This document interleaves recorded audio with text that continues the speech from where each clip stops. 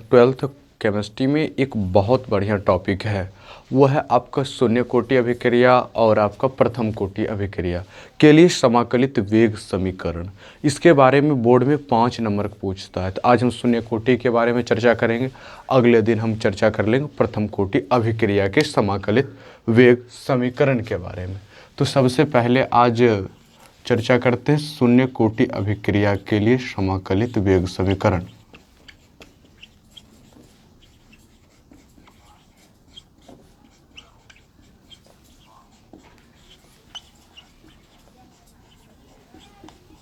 के लिए समाकलित वेग समीकरण।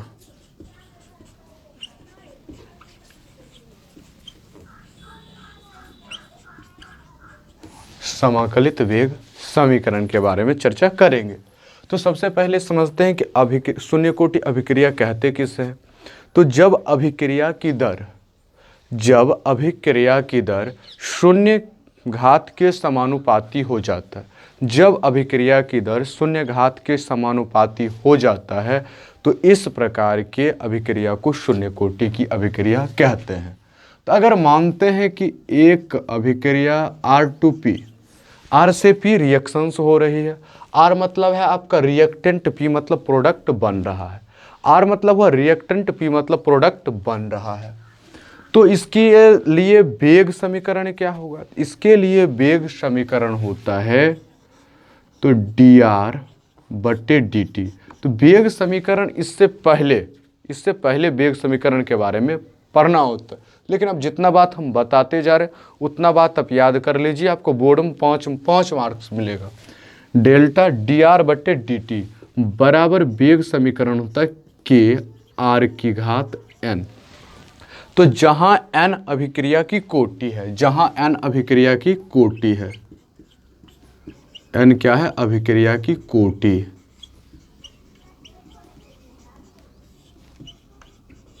अभिक्रिया की कोटि है तो ये शून्य कोटि का अभिक्रिया है। तो n बराबर 0, तो n बराबर 0 रखते हैं तो dr बटा dt इक्वल हो जाएगा k r की घात 0।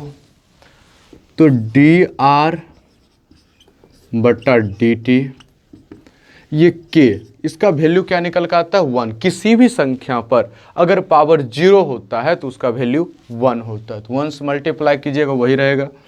तो dr बराबर आ गया k dt, dr बराबर निकल के आ गया आपको k dt। तो इतना बात आपके सामने निकल करके आ गया है। तो इसके बाद हम दोनों तरफ समाकलित वेग समीकरण निकालना है। तो दोनों तरफ समाकलन करने पर,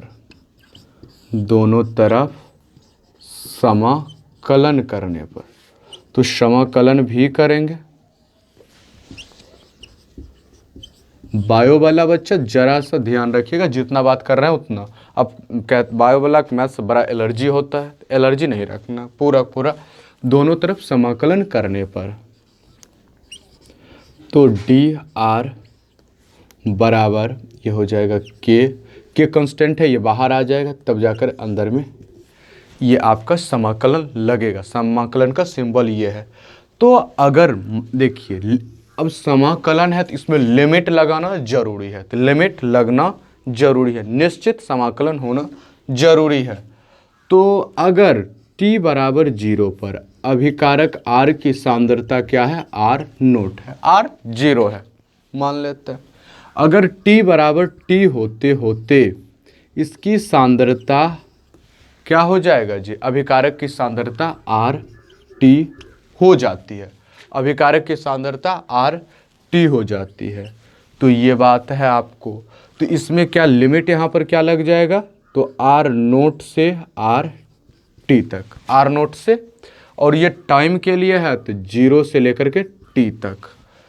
तो इसका एक बात और जानिए कि समाकलित वेग समीकरण में तो समाकलन का ये नियम है कि अगर अब देखिए समाकलन dx का x निकल करके आता है, dy को y निकल करके आता है, dz का z निकल करके आता है। तो यहाँ पर डी आर है, तो इसका क्या निकल कर आएगा, आर निकल कर आएगा। इसके साथ साथ इसका लिमिट लगेगा आर नोट से आर टी तक, आर नोट से आर टी तक इसका लिमिट लगेगा। तो ये है, इधर तो के रहेगा, सॉरी इसका जो है इसमें माइनस, इसका माइनस में होता है, यहाँ पर ये माइनस लग जाता है, तो माइनस, तो इधर आकर के इस माइनस को उधर, तो माइनस के डी टी हो जाएगा। तो यहाँ भी माइनस आप लगा लीजिएगा। तो ये चीज़ है, तो माइनस। अब इधर से देखिए टी, तो टी, तो अब है कि 0 से लेकर के टी तक, तो माइनस हो गया। तो आर के वैल्यू क्या होगा, सबसे पहले एक बार रखेंगे ऊपर वाला, अपर लिमिट रखते हैं, दूसरे बार लोअर लिमिट रखते हैं। तो R T minus R naught बराबर के, ये हो जाएगा टी माइनस 0। तो ये आया R T minus R naught बराबर के टी, निकल के आपको आ गया है के टी। तो चलिए इधर हम चर्चा करते हैं। तो यहाँ पर चर्चा करते हैं R T minus R naught बराबर के टी। तो आर टी को इसी साइड मतलब रहने दीजिए और आर नोट उस साइड ले जाइए, तो ये हो जाएगा माइनस के टी, यहाँ पर भी माइनस छूट गया, तो minus K T plus R naught, minus K T plus R naught हो जाएगा। ये आपका समीकरण निकल करके आ गया शून्य कोटि अभिक्रिया के लिए समाकलित वेग समीकरण। तो क्या है, आर टी बराबर minus K T plus R note. इसके लिए हम ग्राफ भी चर्चा करते हैं। तो इसका ग्राफ क्या निकल कर आएगा, तो ग्राफ देखिए आप एक चीज़, इससे अब इस समीकरण को y बराबर एम एक्स प्लस सी से तुलना करने पर, y बराबर एम एक्स प्लस सी, y बराबर एम एक्स प्लस सी सरल रेखा का समीकरण है। तो सरल रेखा का समीकरण है, तो ये देखिएगा, ये x एक्सिस, y एक्सिस, ये मूल बिंदु 0, ये है आपका, यहाँ पर कोई बिंदु C है। तो ग्राफ कब ऊपर जाएगा कब नीचे आएगा, तो देखिएगा जब m का वैल्यू पॉजिटिव होगा, m का वैल्यू पॉजिटिव होगा तो ग्राफ ऊपर की ओर जाएगी। तो यहाँ C से ग्राफ ऊपर की तरफ जाएगा अगर m बराबर पॉजिटिव होगा। तो अगर m बराबर निगेटिव हो तो यही ग्राफ ये C से नीचे की तरफ आएगा, m निगेटिव वैल्यू। तो जब यहाँ तुलना करते हैं तो k का वैल्यू क्या है, माइनस में है, तो k का वैल्यू जब माइनस में है तो क्या हो जाएगा जी, आपका ग्राफ नीचे की तरफ जाएगा। तो इसका ग्राफ निकल करके आएगा, तो यह है आपका, ये x है, y है, यहाँ c है, तो यहाँ नीचे m, क्यों नीचे की तरफ, तो माइनस k हुआ। तो सबसे पहले एक शून्य कोटि अभिक्रिया के लिए समाकलित वेग समीकरण के बारे में आज हम चर्चा कर रहे थे।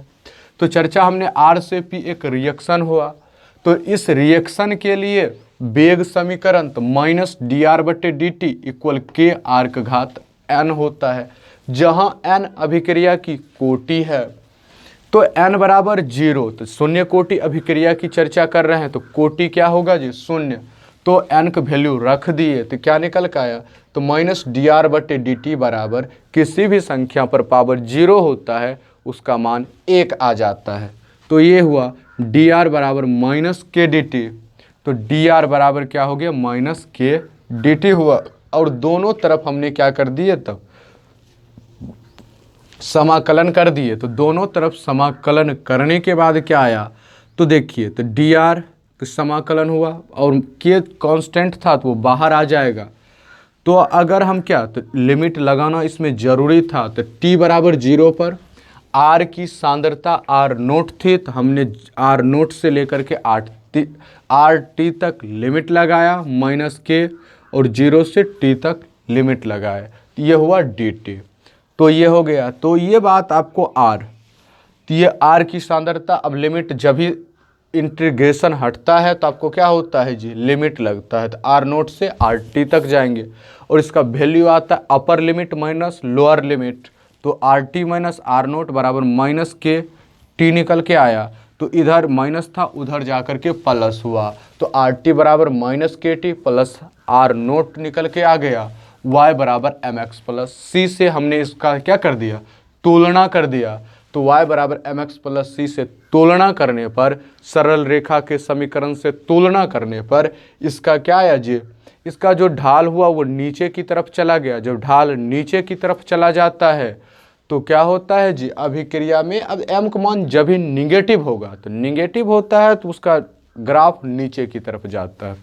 तो शून्य कोटि अभिक्रिया के लिए ग्राफ कहाँ जाता है, नीचे की तरफ जाता है। तो आज हमने चर्चा किस पर किया, शून्य कोटि अभिक्रिया के लिए समाकलित वेग समीकरण पर। यह वीडियो आपको कैसा लगा, अगर बढ़िया लगा तुरंत लाइक कीजिए, चैनल को सब्सक्राइब कीजिए तथा कमेंट करना ना भूलें। मिलते हैं आपसे नेक्स्ट वीडियो में, तब तक के लिए जय हिंद,